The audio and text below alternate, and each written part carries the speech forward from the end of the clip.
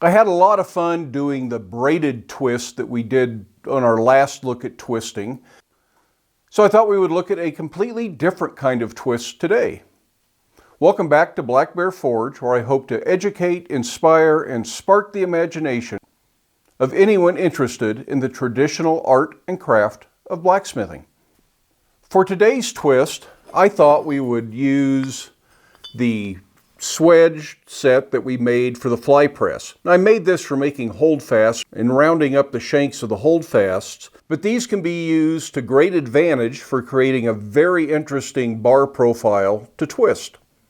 So let's head over to the forge and let's get started.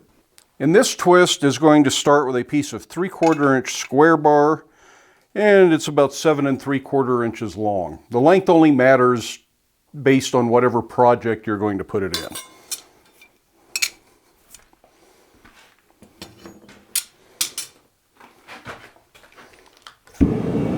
We have the little dies set up in the fly press, and they're lined up and clamped down so they can't move, and we're going to put the square bar in on the diamond so that there's a corner up and a corner down, and then 2 corners towards the open side. And those 2 corners towards the open side is what will define our twist later, so they always need to be the same if we come back multiple times. Make sure you leave enough square bar out to be able to grab it and twist it.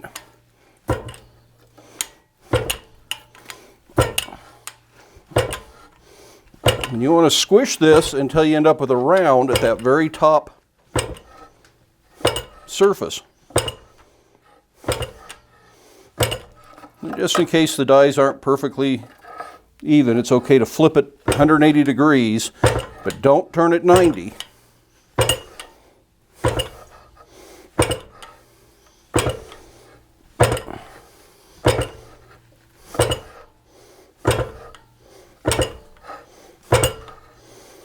I think we'll get that hot and take another heat.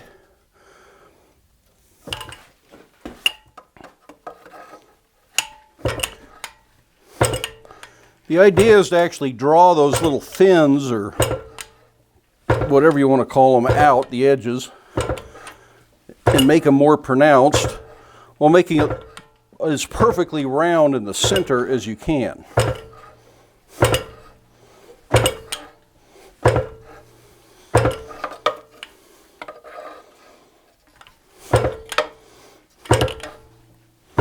This does leave some track marks from the die, and hopefully those won't be distracting.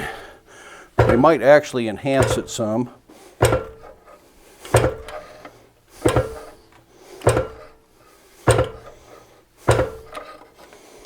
you can really see that starting to take shape. I think that's probably about as far as we can go with that. I don't think we're going to get any further here. Just kind of straighten it out a little bit. Well, now we're going to get it hot and we're going to twist it and see what that does.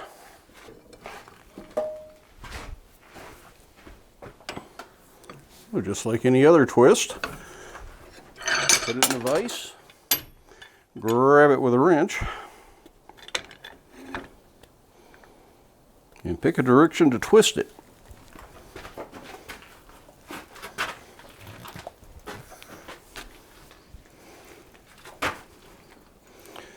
And then decide how many times you want to twist it.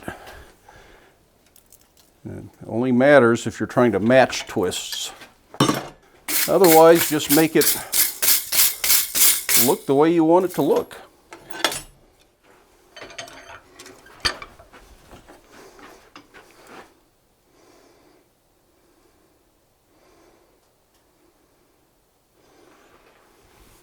So that's a quick look at a relatively simple twist if you have a way to do the swage.